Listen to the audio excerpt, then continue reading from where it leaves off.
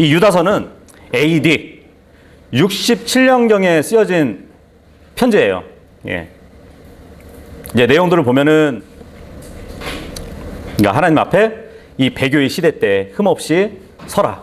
예, 그러한 내용으로 기록되어 있는데, 여기 이제 저자 유다라는 사람이 나오죠. 예. 이 유다는 교회에 이제 조용히 들어온 사람들이 있었어요. 조용히 들어온 사람들이 있었는데, 결국 그 사람들의 정체를 알고 나서, 예, 이제 여기 성경에 보면 이제 경건치 않은 자들이, 예, 자기들이 이제 모습을 드러내는데, 주님을 부인하고 마음대로 막 죄짓고 사는, 예, 그 거짓 교사들에 대해서 말해주면서 구약 시대에 기록됐던, 예, 그 성경 구절들을 가져와요. 예, 그래서 죄에 대한 심판의 예를 들으면서 논쟁을 하는, 예, 그 기록들이 담겨져 있습니다. 유다서는 한 장짜리예요. 예, 한 장짜리인데 여기에 보면은 뭐 삼위일체 하나님, 그리고 구약 성경을 인용해서 그 거짓 교사들하고 논쟁을 벌이는데 구약 성경의 확실성을 또 보여줍니다. 예. 그리고 천사들의 존재에 대해서, 네, 또 확실성을 보여주고요. 그리고 사탄의 존재, 그리고 그 사탄의 권능이 어떠한 권능이었는지, 예, 그것도 보여줍니다. 그리고 이 거짓 교사들에 대한 하나님의 심판과 보복, 예, 그리고 앞으로 교회 성도들이 기다리는 예수 그리스도의 재림, 그리고 예수 그리스도의 신성, 예, 이런 것들이 다 들어가 있어요. 예, 그래서 기독교의 핵심 교리를 정말 일목요연하게 제시한 책이, 예, 유다서라고 우리는 볼 수 있습니다. 이 당시에 이 유다서를 쓴 요때 당시에 거짓 교사들이 있었는데 하나님의 은혜를 왜곡해가지고, 예, 죄를 짓는 구실로 합리화시키면서, 예, 죄를 짓는 사람들이었어요. 그러니까 쉽게 얘기하면, 이미 구원 받았으니까 마음대로 살아도 된다고, 네, 그런 교리를 갖고 있던 사람들이에요. 그래서 유다서 문맥을 보면은 특히 성적인 죄를 지으면서 죄책감이 없이 살아가는 사람들이라는 것을, 예, 보여주고 있어요. 근데 이러한 사상이 어디서 왔냐면 영주주의라는 곳에서 이제 받아들인 사상이거든요. 예, 영지주의. 예, 이 영지주의에서 비롯된 잘못된 사상인 것이에요. 그러니까 이 영지주의라는 것은 영은 선하지만 육은 악하기 때문에 육은 마음대로 굴려도 된다. 어차피 우리는 이 육신 안에서 해방될 거다. 우리의 영은. 예, 그렇게 주장하는 사람들의 무리예요. 그래서 내 안에 있는 영은 선해. 근데 육신은 더러워. 예, 근데 나중에 이 육신이 죽으면 내 영은 거기서 빠져나올 거야. 그러니까 이 육신은 마음대로 막 굴려도 상관없다는, 예, 그 교리를 갖고 있단 말이에요. 네, 그래서 마귀는 어떻게 보면은 예수 그리스도의 모방자잖아요. 예, 그러다 보니까 우리는 그리스도의 할례를 받은 사람들이에요. 그리스도의 영적 할례를 받았기 때문에 두 본성을 갖고 사는 사람들이잖아요. 예, 우리도 마찬가지로 우리의 혼과 육이 이렇게 분리되어 있잖아요. 예, 하지만 그것을 이제 어떻게 보면 마귀가 모방을 했는데 좀 왜곡해서 모방했다고 보시면 되죠. 예. 근데 우리는 물론 이제 그 영적 할례로 인해서 이 죄의 몸과 나누어졌지만 여전히 우리는 주님 오실 날까지 거룩한 삶을 살아갈 수 있는, 예, 그러한 성화 교리를 배우는 사람들이에요. 그래서 유다서는 이단자들의 속성, 그리고 그 이단자들의 악행에 대해서 언급하면서 하나님께서 그런 악한 자들을 궁극적으로 심판하실 것을, 예, 밝히고 있어요. 예. 그리고 성도는 그리스도의 재림과 함께 앞으로 이루어질 그 공의의 심판을 소망하는 가운데서 믿음의 터 위에서, 예, 신앙을 쌓아갈 것을 권면하면서 그를 맺는, 예, 그 모습을 우리가 이제 볼 수 있습니다. 다 피셨죠? 네, 뭐 서론적으로는 그렇게 짧게, 예, 알려드리고 1절하고 2절 한번 읽어볼게요. 1절하고 2절 시작. 예수 그리스도의 종이요 야고보의 형제인 유다는 하나님 아버지에 의해 거룩히 구별되고 예수 그리스도 안에서 보존되어 있으며 부르심을 받은 자들에게 편지하노니 긍휼과 화평과 사랑이 너희에게 더욱 많이 있기를 원하노라. 예. 여기 보니까 야고보의 형제인 유다. 예. 이 유다가 자기 소개를 하고 있는 것이에요. 근데 이 유다서를 기록한 유다에 관해서도 예, 작지 않은 논쟁이 있어요. 네. 도대체 그럼 이 유다서는 어떤 유다가 썼냐 이거예요. 네. 성경에 보면은 이제 유다라는 이름이 흔한 이름이었어요. 그죠? 예. 신약 성경에도 보면은 몇 명의 유다가 나오거든요. 예. 뭐 우리가 뭐 잘 알다시피 가룟 유다도 있잖아요. 예. 물론 이제 이것을 기록할 당시에는 가룟 유다는 이미 예, 없었기 때문에 그 사람은 패스하고 사도행전 9장 11절에 보면은 바울이 이제 다마스쿠스에서 예, 주님을 만나고 나서 회심하잖아요. 근데 한 유대인 집에 거하게 되거든요. 예. 근데 그 유대인의 이름이 유다였어요. 예. 근데 그 사람도 예, 여기 후보에 끼지 못하겠죠. 그죠? 네.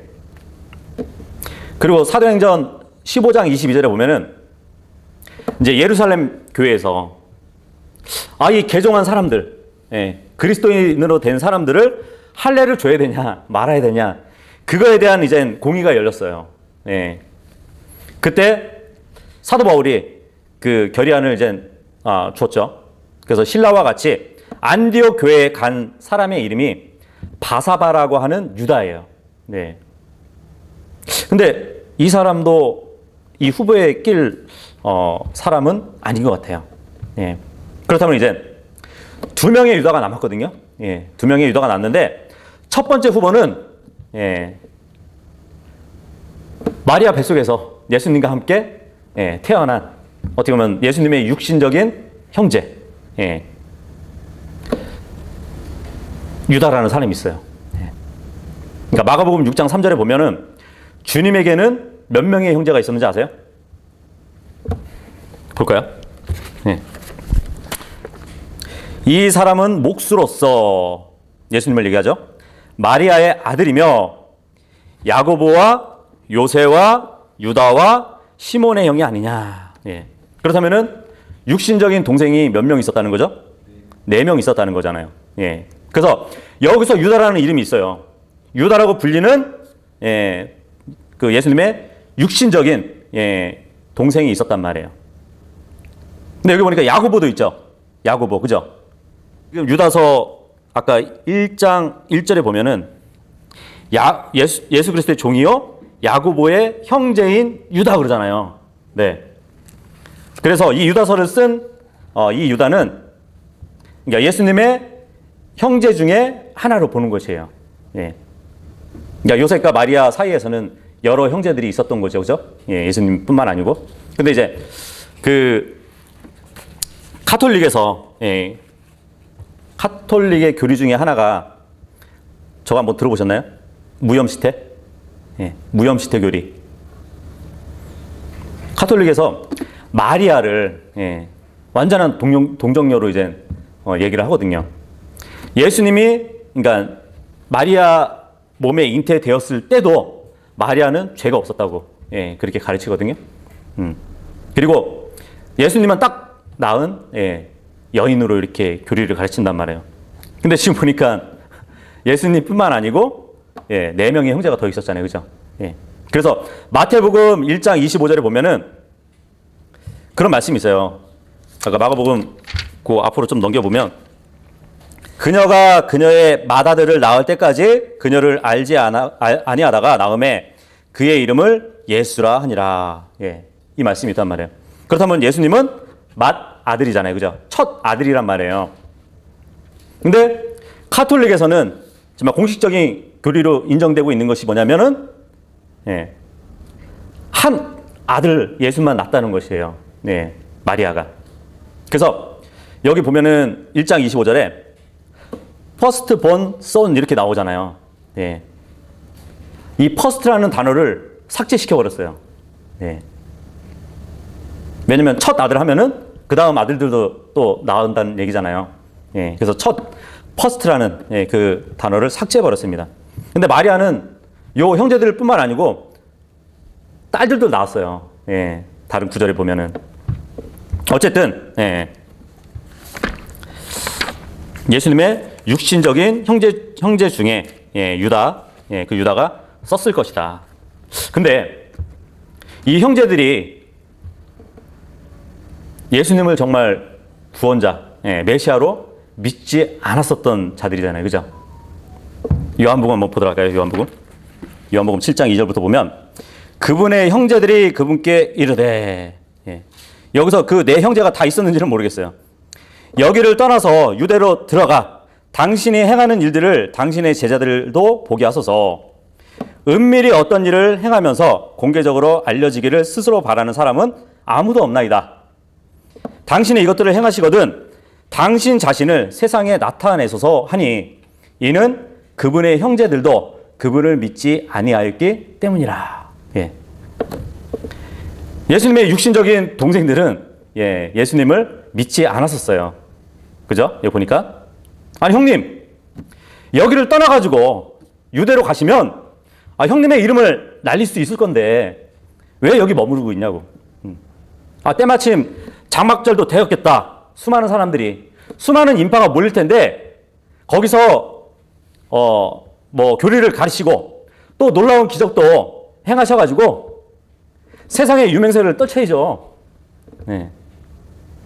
이때가 바로 형님이 큰 인물로 부상할 수 있는 최적기잖아요. 지금 그렇게 얘기하고 있는 거예요. 동생들이. 근데 5절에 보니까 그 형제들은 비꼬는 거예요. 예수님을 믿지 않고. 근데 이것은 예언된 일이죠. 시편 69편 8절에 보면은 그런 말씀이 있어요. 내가 내 형제들에게 낯선 자가 되고 내 어머니의 자녀들에게는 외인이 되었다는 그런 예언의 말씀이 있거든요. 예수님이 그런 꼴을 당하셨던 거죠. 그런데 그랬던 형제들이 부활하신 예수님을 보고 나서는 주님으로 믿게 된 것이에요. 특히 이제 그 신약 성경에 보면은 야고보와 유다가 거의 동시에 주님을 믿게 되었을 겁니다. 예수님의 형제들이 오순절에 기도회에 참여한 것을 이제 기록하고 있거든요. 사도행전 1장 14절에 보면. 그래서 그 일반 서신 중에 야고보서 있잖아요. 그 야고보서도 예수님의 육신적인 동생 야고보가 기록했을 거다. 그리고 한편으로는 아니다. 사도 중에 야고보가 기록했을 거다. 그런 논쟁이 있습니다. 그래서 예수님의 동생 야고보가 기록했냐, 뭐 사도 야고보가 기록했냐, 그러한 작지 않은 논쟁이 있거든요. 왜냐하면 이제 예수님의 육신적인 동생 야고보도 나중에 사도행전 21장 18절에 보면은 바울이 예루살렘에 올랐을 때 보니까 이 야고보는 제자들 사이 중에 그 지도자 위치에 있었어요. 그래서 야고보서를 썼을 가능성이 있다. 물론 이제 뭐 야고보가 다 무릎 꿇으라고 내 형이 예수님이야 그러지는 않았겠죠, 그죠? 어쨌든 야고보도 그렇지만 지금 우리가 보는 이 유다서도 이 예수님의 육신적인 동생 유다가 썼을 것이라는 그러한 주장이 있어요. 그래서 다시 우리가 유다서 1장 1절 보면은 물론 예수님과 혈육의 관계였잖아요, 그죠? 한 어머니 뱃속에서 같이 낳았단 말이에요, 육신적으로는. 근데 그 관계를 자랑하지 않는 것을 만약에 그 유다가 썼다면 예수님과 혈육의 관계였지만 그 관계를 자랑하지 않는 것을 우리가 주목해 볼 수도 있겠죠. 왜냐하면 유다는 지금 자신을 예수 그리스도의 형제라고 얘기 안 해요. 그죠? 예수 그리스도의 종이요 야고보의 형제인 하고 밝히고 있단 말이에요. 당연하겠죠. 유다는 혈육으로는 야고보가 형이 될 수는 있지만 이제는 예수님을 하나님과 사람 관계, 창조주와 창조물의 관계, 그리고 주인과 종의 관계잖아요. 그죠? 그러니까 그분과 관계를 올바르게 소개했다고 우리는 볼 수 있습니다. 그리고 사도 유다가 기록하지 않고 예수님의 육신적인 동생 유다가 기록했다는 그 말씀을 뒷받침하는 게 뭐냐면 여기 17절에 보면 유다가 그런 말을 한단 말이에요. 그러나 사랑하는 자들아, 너희는 우리 주 예수 그리스도의 사도들이 전에 한 말들을 기억하라 그런단 말이에요. 여기 보니까 예수 그리스도의 사도들을 얘기하면서 어떻게 보면 자신을 좀 제외시킨 것으로 보여지잖아요. 그죠? 그래서 이 유다는 사도 유다가 아니었을 거다. 그렇게 주장을 한다는 것이에요. 예. 그리고 이제 두 번째 후보가 있죠. 예. 두 번째 후보는 당연히 사도들 중에 다데오라고 불리는 유다가 있었어요. 예. 이 유다가 기록한 거다. 사도가 기록해야지. 그래야 사람들에게 어떻게 보면은 더 이 서신이라는 것이 사도에게 주어진 서신이라는 그러한 권위가 있지 않냐? 그렇게도 말을 한단 말이에요.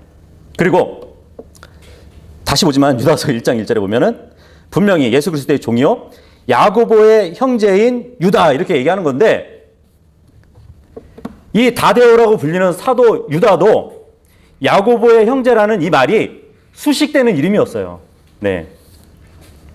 누가복음 6장 13절 한번 찾아보도록 할게요. 날이 밝음에 그분께서 자기 제자들을 부르신 뒤 그들 중에서 12명을 택하여 그들을 또한 사도라 일컬으시니라. 이들은 곧 사도들의 이제 이름이 쭉 나열돼요. 그분께서 또한 베드로라 하는 이름을 주신 시몬과 그의 형제 안드레와 야고보와 요한과 빌립과 바돌로메와 마테와 도마와 알페오의 아들 야고보와 셀롯이라 하는 시몬과 야고보의 형제 유다와, 그죠? 예. 그리고 가룟 유다인데 그는 또한 배신자더라. 예. 여기 보니까 야고보의 형제 유다 이렇게 나오죠. 그죠? 예. 사도행전 1장 13절도 한번 보도록 할게요. 그들이 도시로 들어가 베드로와 또 야고보와 요한과 안드레와 빌립과 도마와 바돌로메와 마테와 알페오의 아들 야고보와 셀롯 시몬과 야고보의 형제 유다가 머물고 있던 다락방으로 올라가서, 여기도 보니까 그죠? 야고보의 형제 유다라고 나오죠. 네. 자 봐라. 야고보의 형제라는 말은 이 다데오라 불리는 유다라는 이름에 수식되는 이름이다. 그렇게 말을 한단 말이죠. 그래서 유다서는 사도 유다가 기록한 거다. 예. 근데 참 희한한 게 뭐냐면 우리가 지금 두 구절을 봤잖아요. 누가복음 6장 16절에 보면은 야고보의 형제 유다 이렇게 기록이 되어 있었단 말이에요. 변개된 성경에는 야고보의 아들 유다라고 기록이 되어 있어요. 마찬가지로 지금 읽어본 사도행전 1장 13절에도 보면 야고보의 형제 유다가 아니라 야고보의 아들 유다라고 이렇게 기록이 되어 있어요. 변개된 성경에서. 예. 아들로 바꿔버린 거예요, 형제를. 예.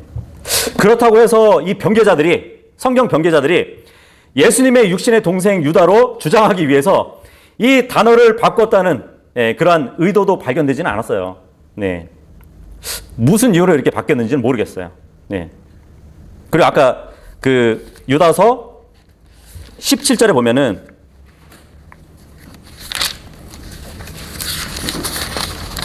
물론 유다가 그리스도의 사도들을 할 때는 자기를 제외한 것처럼 이렇게 쓰긴 했지만 나 말고 다른 사도들이 편지나 말로 가르친 것들을 기억하라고, 그런 그냥 단순한 의미로 썼다고 보시면 됩니다. 어쨌든 두 후보 중에 한 유다가 기록했는데 둘 중에 하나를 뭐 결정하는 거는 여러분들의 자유에 있습니다. 자, 이제 한번 본문을 이제 또 들어가 봐야죠. 이제 3절부터 4절까지는 유다가 이 편지를 기록한 목적에 대해서 말씀해 주고 있거든요. 3절 읽어볼게요. 시작. 사랑하는 자들아, 공통의 구원에 관하여 내가 너에게 쓰려고 모든 열심을 내던 차에 성도들에게 한 번 전달된 믿음을 위해 너희가 힘써 싸우라고 내가 너희에게 써서 권면할 필요가 생겼나니. 네. 여기 보니까 유다는 지금 편지를 쓰려고 자리에 딱 앉았는데 뭘 쓰려고 그랬냐면 공통의 구원에 관해서 쓰려고 그랬대요. 예. 그런데 성령님이 지금 개입을 하신 것이에요.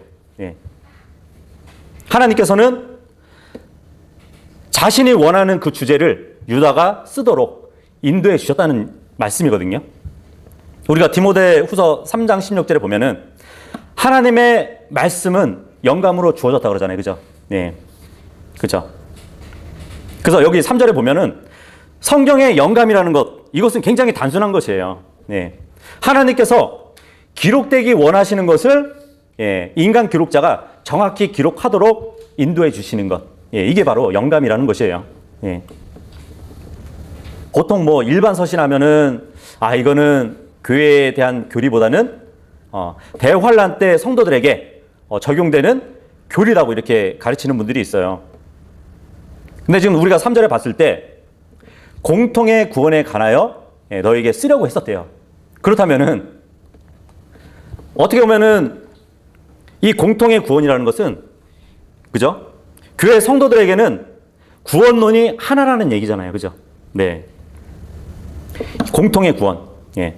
에베소서 2장에 보면은 유대인과 이방인이 같은 희생 제물을 통해 가지고 구원받고 같은 몸 안에 들어가게 된다는 그 바울의 핵심 교리예요.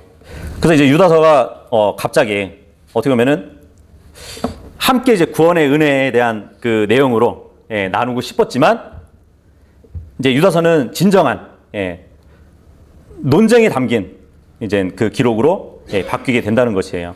그러니까 반대자와 다투는 것이 논쟁이잖아요. 그러한 어휘로 이제 바뀌어지는 성경이 되는 것입니다. 그래서 유다서는 하나님의 말씀에 기록된 유일한 논쟁이에요. 그래서 이 책이 논쟁을 하고 있는 이유는 4절에서 이제 말씀하시는 어떤 자들 때문이라고 말을 합니다. 근데 4절을 읽기 전에 여기 보니까 그냥 공통의 구원에 관해서 너희에게 쓰려고 하던 차에 성도들에게 한 번 전달된 믿음을 위해 너희가 힘써 싸우게 권면할 필요가 느껴졌다. 그 얘기를 한단 말이에요. 여기 보니까 한 번 전달된 믿음이래요. 그래서 이게 영어로 보면 이제 once잖아요. once. 이 once라는 단어가 뭐 단번에 아니면 단 한 번 아니면은 뭐 전에 뭐 문맥에 따라서 이제 다르게 번역되는 말이거든요. 근데 지금 흥정에게서 보면은 한 번이라는 말은 정말 문자 그대로 단 한 번 이렇게 전해졌다는 그런 말로 들리지 않나요? 무슨 말이냐면 우리도 이제 성경을 통해서 전달되는 믿음이 있잖아요. 그죠? 근데 우리는 그 믿음에 대해서 단 한 번만 들어봤나요? 아니죠. 그죠? 그래서 어떤 분들은 믿음은 성도들에게 딱 한 번만 전달됐다고 그렇게 얘기도 하는 분들도 있어요. 왜냐하면 지금 흠정역 번역에서는 단 한 번이라고 기록을 했기 때문이에요. 과연 정말 그럼 믿음은 정말 성도들에게 평생 동안 단 한 번 전달됐을까요?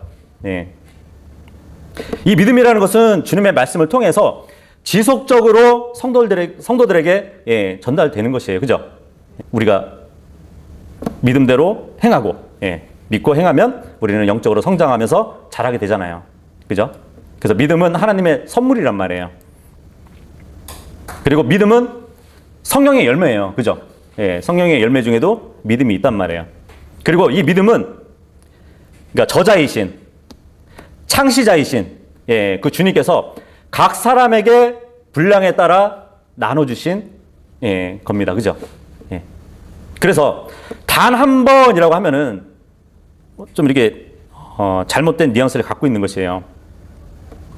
그래서 이 원스라는 것은 전에 너희에게 전해준 믿음 아니면은 한때 너희에게 전해준 믿음 이렇게 이제 우리가 이해해야 되는 것이에요.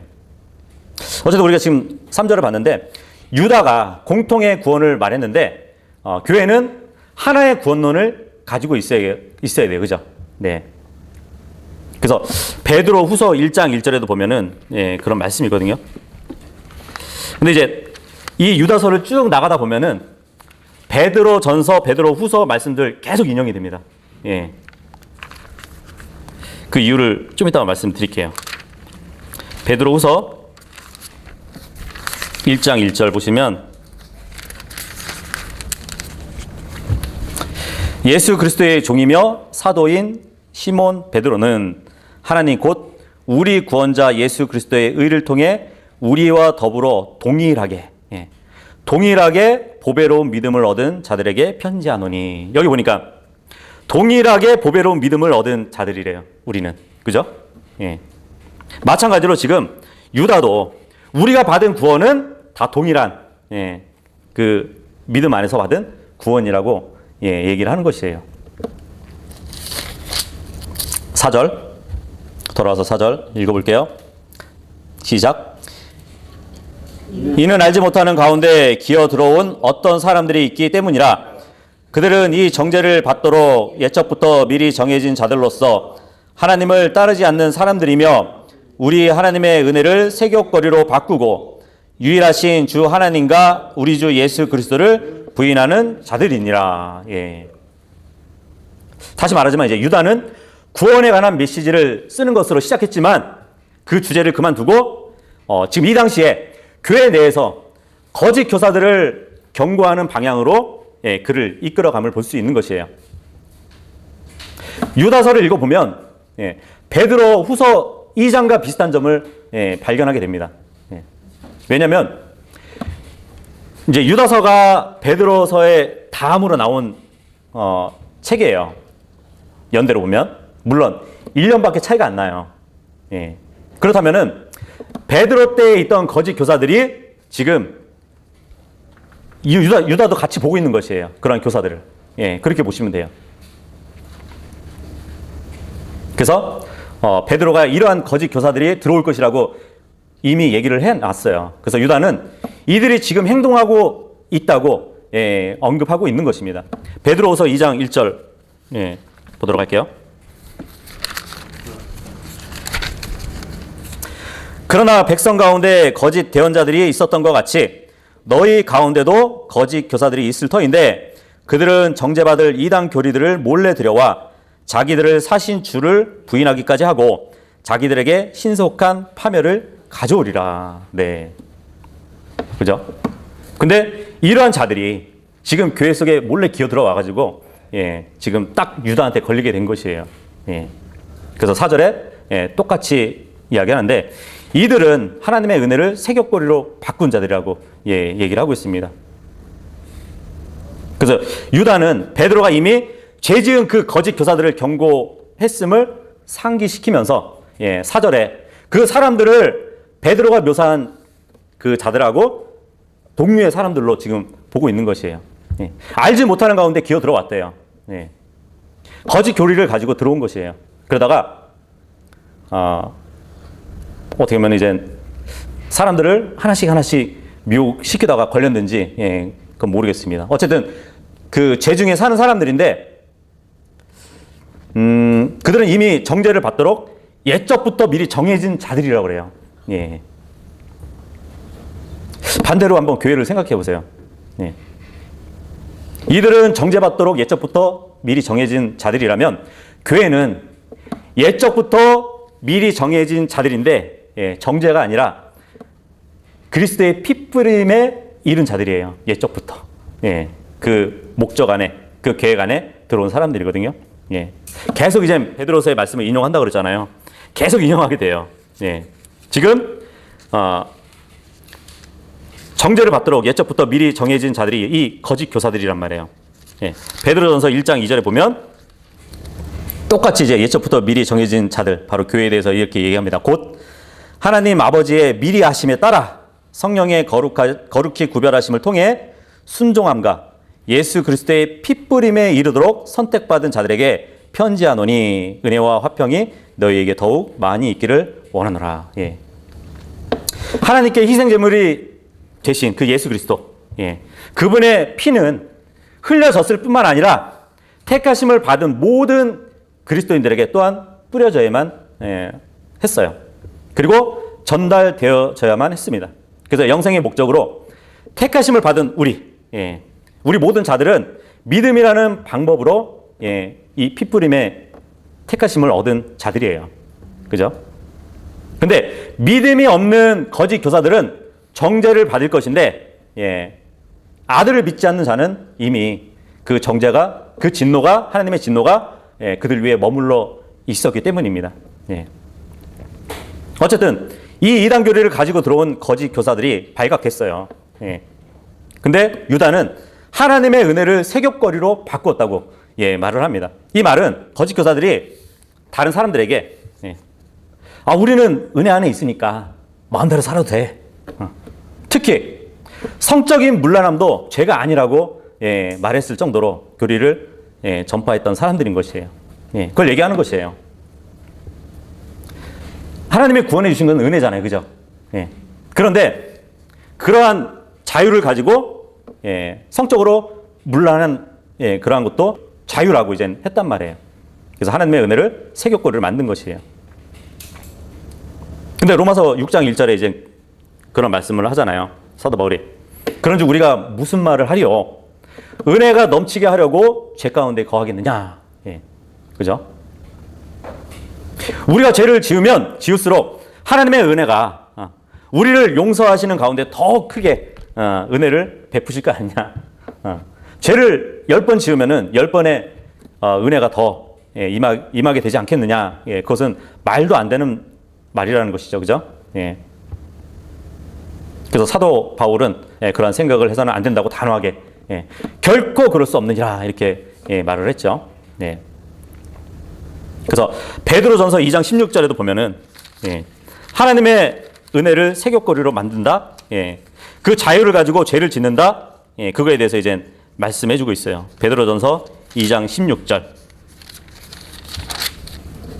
너희가 자유로우나 너희의 자유를 악을 덮는 덮개로 쓰지 말고 오히려 하나님의 종들로서 행하라. 예수 그리스도의 종들은 자신들의 어떻게 보면 그리스도인의 자유를 막 남용해가지고 그러한 죄를 짓지 말라는 것이에요. 자유라는 그 명분을 가지고. 근데 지금 거짓 교사들은 자유를 남용하는 걸 넘어서가지고 그 자유라는 프레임 안에 온갖 죄를 짓고 있는 것이에요. 그것을 얘기하고 있는 것이거든요. 그래서 그 당시의 역사를 볼 때 이 거짓 교사들이 행하는 것을 보면 그 영주주의에게 영향을 받았음을 우리는 알 수 있어요. 그래서 영주주의, 도대체 영주주의가 뭔데 그거하고 관계가 있을까? 그렇게 생각을 하겠지만 영지주의라는 것은 하나님의 창조물인 영은 선하다고 그래요. 그리고 마귀의 창조물인 육체는 물질이기 때문에 악하다 그래요. 근데 하나님이 만드신 선한 영이 그 물질적인 육체 안에 갇혔다고 가르쳐요. 그래서 그 육체 안에서 구원받으려면 지식을 얻어야 된다. 그래서 이 영주주의를 그노시스라고 부르거든요. 이 그노시스가 지식을 뜻하는 고대 그리스어예요. 근데 그 지식이 뭐냐면 어떤 신비적인 지식을 얘기하는데 그 지식을 통해서 그 몸에서 탈출해야 된다고 그래요. 아까도 말씀드렸지만 나중에 육체는 죽잖아요. 그죠? 육체가 죽으면 나중에 영은 빠져나오니까 그 전에 이 더러운 육체는 죄 가운데 뒹굴러도 어차피 영과 분리될 것이니까 타락 가운데 내버려 둬도 된다. 이게 바로 이제 영지주의 교리란 말이에요. 근데 지금 거짓 교사들이 행하는 그 일들이 이와 비슷한 것이에요. 지금 우린 구원 받았으니까 이 마음대로 죄 짓고 해도 나중에는 우리의 혼은 구원 받는다. 그런 잘못된 교리를 얘기해 주는 거거든요. 어떻게 보면 영주주의는 원조 구원파라고 보여지기도 합니다. 하나님을 믿는다는 이유로 죄책감 없이 살아가려고 하는 그 사람들을 보여주고 있는 것이에요. 하지만 성경은 그리스도인이 성화되어 가기를 원합니다. 물론 비록 죄의 육신을 갖고 있지만 하나님께 드려서 의의 병기로 사용되어지도록 헌신하라고 말씀을 하고 있단 말이에요. 물론 우리는 휴거 때가 되면 100% 성화되겠지만 그 전에도 헌신하면서 거룩한 삶을 살아야 된다고 성경은 가르치고 있단 말이에요. 그래서 영주주의는 왠지 자신들이 가상현실이라는 감옥에 갇혀 살고 있는 사람들로 여기고 있는 것이에요. 예. 그래서 창세기 3장을 그 영지주의자들이 어떻게 해석을 하냐면 악한 하나님께서 아담과 이브의 영을 육체 안에 가두셨어요. 육체 안에 가뒀는데 선한 신이 이제 나타나요. 뱀이죠, 뱀. 그 선한 신이 나타나가지고 아담과 이브한테 너희가 그 더러운 육신 안에서 탈출할 수 있다고. 저 선악의 지식의 나무 열매를 먹으라고. 그 지식을 얻으면 너희는 거기서 탈출할 수 있다고. 육체에서 탈출할 수 있다고. 예, 그렇게 해석을 해버리는 것이에요. 그래서 아담 이후로 태어난 사람들은 이제 다 죽게 되어 있잖아요. 예. 그게 바로 이제 나중에 사람들이 죽으면 그 영은 구원받는다는 얘기예요. 예. 그래서 사람의 육신의 죽음은 영이 육에서 탈출하는 것인데 그 육에서 그러니까 탈출시키지 못하게 막는 하나님은 악한 신인 것이에요. 예. 왜냐하면은 주님은 사람들을 부활시키시는 분이잖아요. 예. 육체의 부활을 시키셔서 영원토록 살게 하신단 말이에요. 그렇기 때문에 하나님은 그 더러운 육체에 계속 가둬두시는 악한 하나님이라고 가르치는 게 영지주의란 말이에요. 네. 그래서 영은 죽지 않기 때문에 영원한 삶을 사는데 그 육신에 갇혀 있으면은 육신 안에서 탈출하지 못하고 영원히 갇혀 살아야 된다. 그렇게 얘기를 한단 말이에요. 그래서 이 영의 감옥, 이 육체가 이제 영의 감옥이라고 얘기를 하면서 해방될 수 있도록, 그러니까 살면서 죽음을 행하도록 노력하지 않으면 안 된다고 또 이렇게 얘기를 해요. 예. 그래서 이제 철학자 중에 보면은 플라톤이라는 사람이 있거든요. 예. 그 플라톤이 영은 영원히 죽지 않는다는 것을 증명하기 위해서 이제 파이돈이라는 책을 써요. 예. 그래서 그 파이돈이라는 책을 썼는데 이 플라톤의 스승이 누군지 아세요? 소크라테스거든요. 예. 소크라테스가 어떻게 죽었는지 아세요? 독약 먹고 자살했어요. 네. 근데 그것을 들어가지고, 이 스승, 소크라테스 이 스승님은, 이 육신에서 탈출하시기 위해서, 그 일을 했다고, 그렇게 말을 한단 말이에요. 그래서, 그렇다면은 육신에서 탈출된 그 영은 어디로 가느냐? 이데아라는 곳으로 간다 그래요. 예. 이 이데아라는 곳이 뭐냐면, 모든 존재가 거하는 초월적인 장소라고 이렇게 가르칩니다. 근데 이 영지주의 이론을 조금 수정해가지고 가르치는 종교가 불교죠. 예. 윤회라는 개념을 이제 불교에서 가져다 쓰는 것이에요. 예. 그래서 그 자살하는 사람들 있잖아요. 예. 자살하는 사람들은 셋 중에 하나가 되겠죠. 다시 태어나든지, 다시 태어나는 것. 그러니까 윤회된다고 생각을 하는 사람들 있잖아요. 그러니까 무엇으로든 태어나든 어쨌든 내 인생은 리셋이 된다 이렇게 생각을 한단 말이에요. 그 게임 좋아하시는 분들 보면은 게임 캐릭터가 한번 죽잖아요. 네. 마음이 아프잖아요, 그죠? 캐릭터가 죽으면. 근데 다시 리셋돼가지고 캐릭터를 또 살릴 수 있단 말이에요. 네. 그러한 어떻게 보면은 새 다짐, 이번에는 죽지 말고 잘해야지 하는 그러한 새 다짐하는 심리가 바로 그런 심리거든요. 예.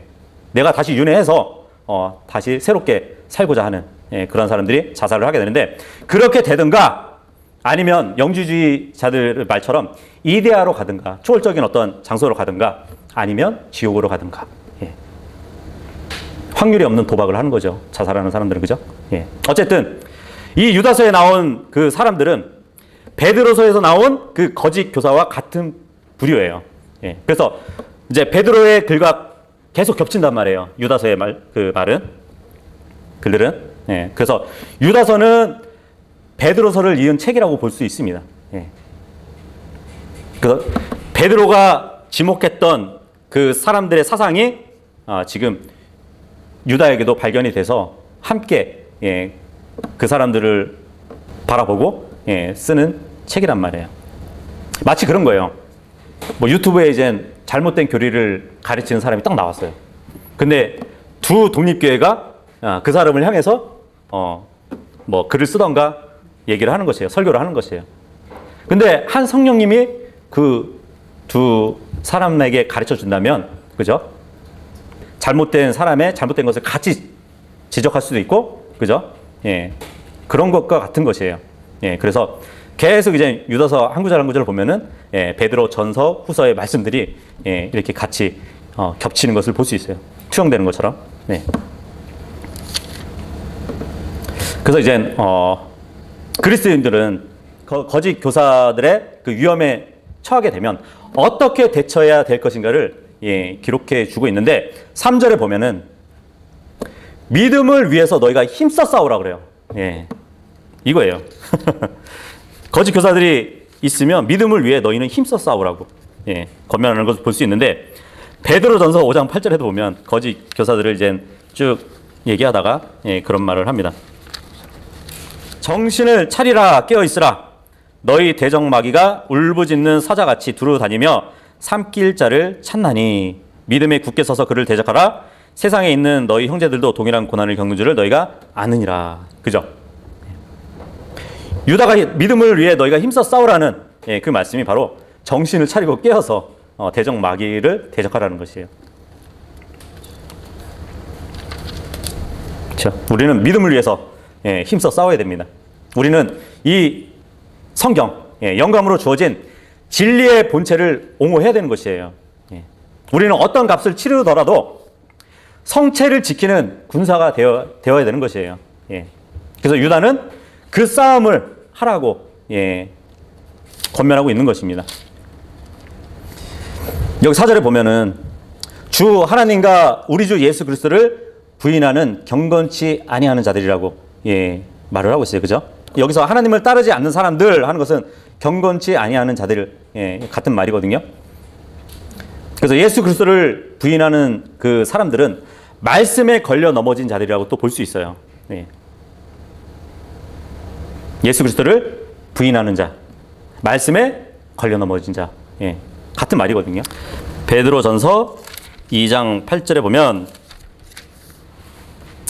불순종하며 말씀에 걸려 넘어지는 바로 그 자들에게 걸림돌과 걸려 넘어지게 하는 반석이 되셨는데 그들은 또한 그렇게 되도록 정하여 졌느니라. 예.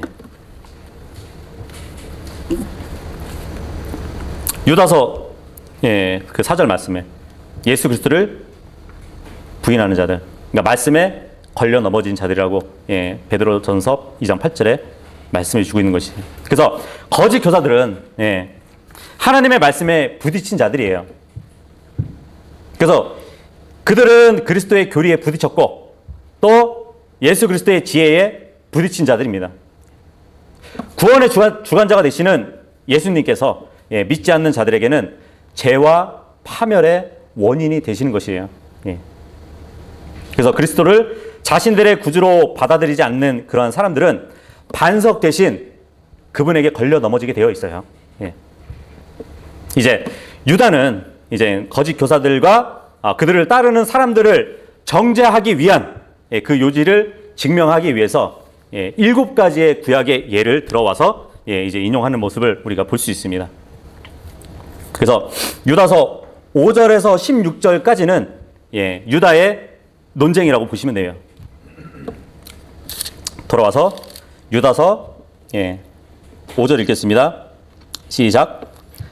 그러므로 비록 너희가 전에 이것을 알았을지라도 내가 너희에게 기억하게 하려 하노라. 즉 주께서 백성을 이집트 땅에서 구원하시고 그 뒤에 믿지 않는 자들을 멸하셨으며, 예, 여기 보니까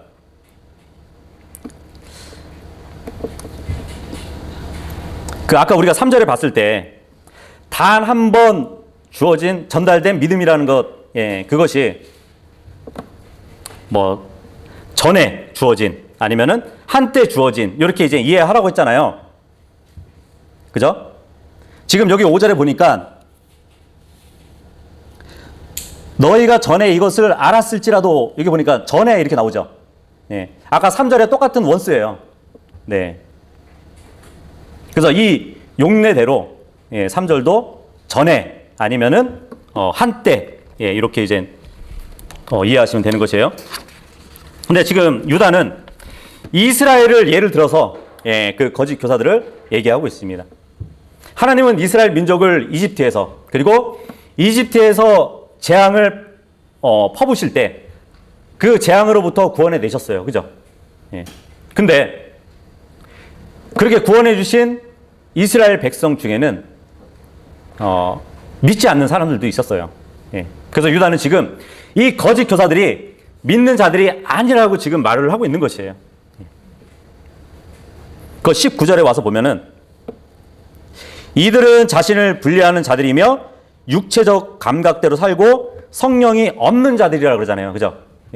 성령이 없는 자들이에요. 주님을 믿지 않는 자들이라고 얘기하는 것이에요. 이 거짓 교사들은. 단지 교회 안에 있다는 것이 구원받았다는 증거가 아니에요. 그죠? 이스라엘 민족 가운데서도 많은 이스라엘 백성이 있었지만 믿지 않는 자들이 있었고 그들이 멸망당했잖아요. 그런 것처럼 이 교회 안에 기어 들어온 이들은 주님을 믿지 않는 멸망당할 자들이라고 이스라엘 백성을 예를 들어서 말을 하고 있습니다. 6절 읽어볼게요. 시작. 또 자기들의 처음 신분을 지키지 아니하고 자기들의 거처를 떠난 천사들을 큰 날의 심판 때까지 영전하는 사슬로 묶어 어둠 밑에 예비해 두셨는데 이제 타락한 천사들을 예를 들어가지고 그 거짓된 교사들을 얘기하고 있습니다. 창세기 6장에 나오는 그죠? 이 하나님의 아들들을 얘기하고 있네요. 사람들의 딸들과 동침해가지고 거인들을 낳은 그죠? 창세기 6장의 그 하나님의 아들들의 일은 어떻게 보면 사탄의 사주를 받고 부패하게 돼가지고 약속된 여자의 씨가 나오지 않게 하려는 방해 공작이었어요. 그래서 하나님께 대항한 이 천사들은 심판을 받아가지고 지옥의 특정한 곳, 그러니까 타타루스라고 하는데 그 흑암에 갇혀 있게 되었습니다.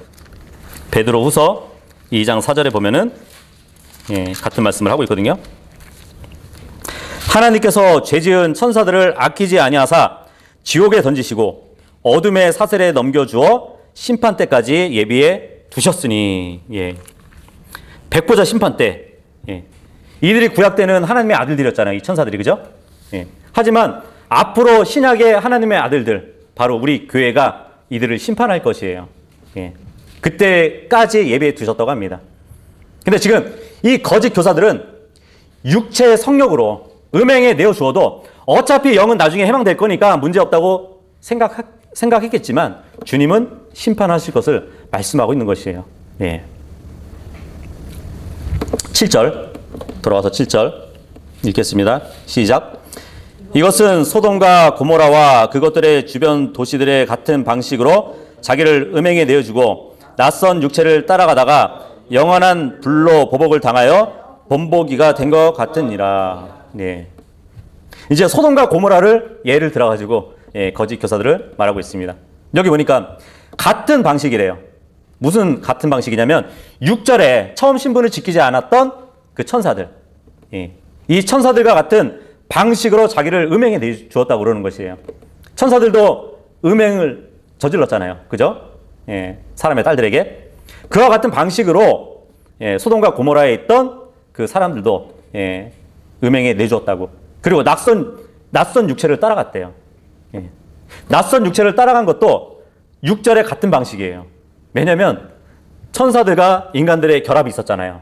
마찬가지로 이 소돔에서도 천사를 보고 그 낯선 육체를 어떻게 건드려 보려고 했던 사람들을 우리가 볼 수 있잖아요. 그죠? 하지만 그런 자들은 불로 보복을 당해서 본보기가 됐다고 말을 하고 있습니다. 근데 이것도 이제 베드로후서 2장 6절 8절로 가시면 같은 말씀을 또 하고 있거든요. 베드로후서 2장 6절에서 8절까지 보시면 소돔과 고모라의 도시들을 뒤엎음으로 정죄하여 죄가 되게 하사 그 뒤에 하나님의 뜻을 거스리며 살 자들에게 본보기로 삼으시고. 그죠? 여기 보니까 불로 뒤엎은 세상이래요. 마치 복음서에서는 그 지옥을 뭐라 그러죠? 불로 소금치듯 받는 곳이라고 그래요. 그죠? 네. 그런 것처럼 불로 뒤엎은 이 세상은 마치 지옥 같은데 이게 바로 하나님을 따르지 않는 그 자들이 가는 최후의 지옥의 본복이라고 말을 하고 있는 것이에요. 지금 거짓 교사들이 이러한 불로 보복을 당할 자들이라고 말씀을 하고 있는 것입니다.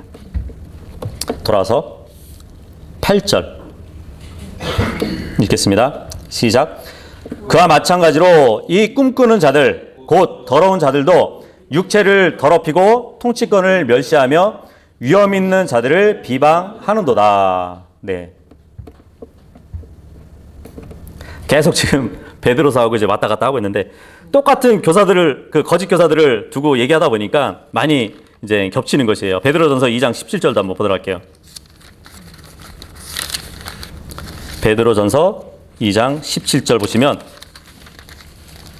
모든 사람들을 존경하고 형제들을 사랑하며 하나님을 두려워하고 왕을 존경하라. 예. 여기 보니까 베드로는 성도들에게 존경할 자하고 사랑할 자하고 또 두려워할 분 그리고 존경할 자를 말해주고 있어요. 그런데 유다서에 보니까 추악한 꿈을 꾸는 그런 사람들은 통치권을 멸시한대요. 위험 있는 자들을 비방한다고 말을 하고 있습니다. 이 추악한 꿈을 꾼다는 것은 사악한 계획을 꾸미는 자들이라는 말씀이에요. 이 사람들은 통치자들의 법에 매여 있지 않기를 원하는 것이에요. 왜냐하면 통치자들의 법에 매여 있으면 자신들이 행하는 것들이 다 죄의 심판으로 가야 되잖아요. 하지만 자기들은 그 죄 자체가 죄라고 얘기를 하지 않는단 말이에요. 생각하지 않는단 말이에요. 그리고 오히려 자기들의 계획을 방해한다고 비방한다는 것이에요. 바로 이것이 거짓 교사들이 하는 일인 것입니다. 특히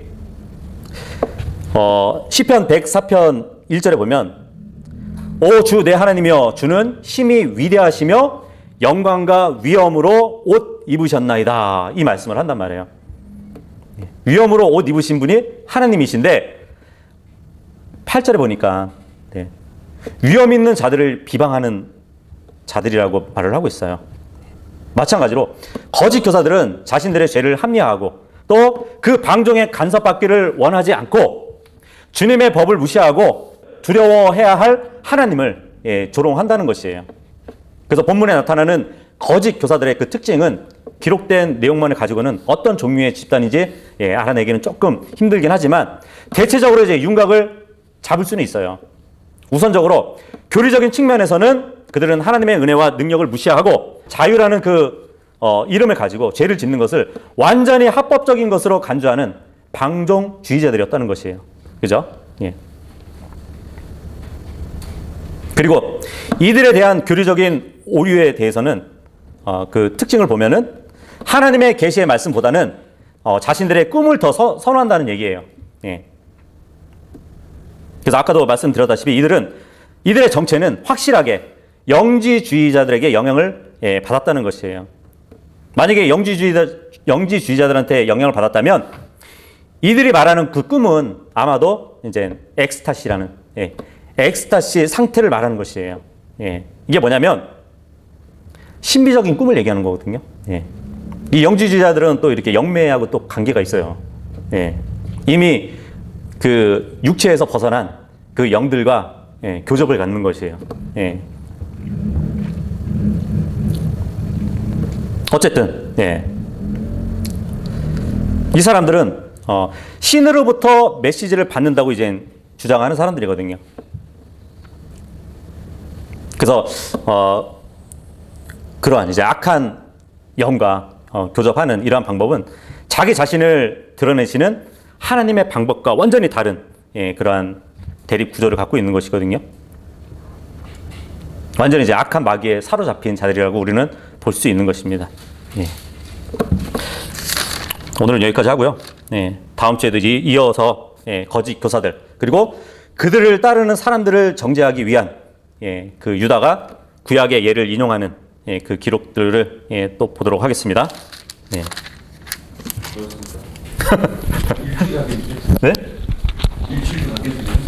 일주일에? 오늘 반 한 건데 반.